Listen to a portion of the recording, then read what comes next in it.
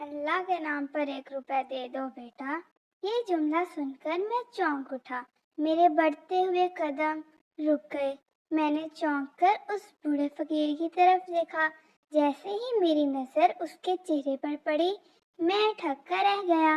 मुझे मालूम हो गया था कि उसकी आवाज मुझे जानी पहचानी से क्यों लग रही थी। खालिद, ये तुम हो? बेख्तियार मेरे मुंह से निकला। ओ फैजान, ये तुम हो? उसने हैरत से मेरी तरफ देखा। वो भी मुझे पहचान गया था। कुछ ही देर बाद हम दोनों गले मिल रहे थे। ये तुमने क्या हालत बना रखी है? लेकिन नहीं, यहाँ नहीं। आओ वहाँ सामने पार्क में बैठते हैं।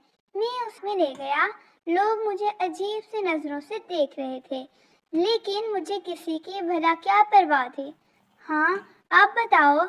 जब हम बेंच पर बैठ पहुंचे चुके तो मैंने उससे पूछा, फिजान मेरे दोस्त, मैं क्या बताऊं, तुम्हें तो पता ही है ना कि मैं किस कदर शरारती था।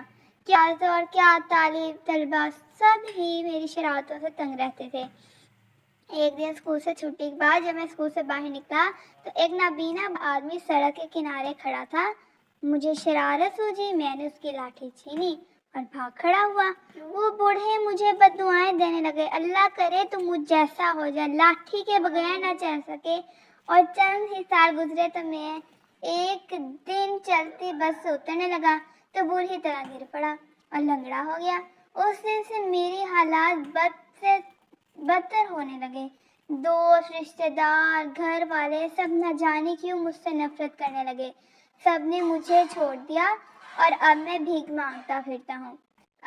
काश मैं उस बूढ़े की लाठी ना छीनता, काश।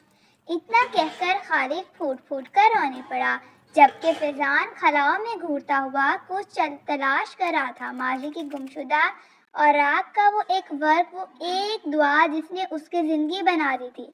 हालात ने फिर उसे माजी का वो एक वर्क पढ़ने पर मजबूर कर दिया था। दिन पब्लिक स्कूल में जैसी छुट्टी की घंटी बजती, तलबा तीर की तरह दरवाजे की तरह लपकते और दौड़ते हुए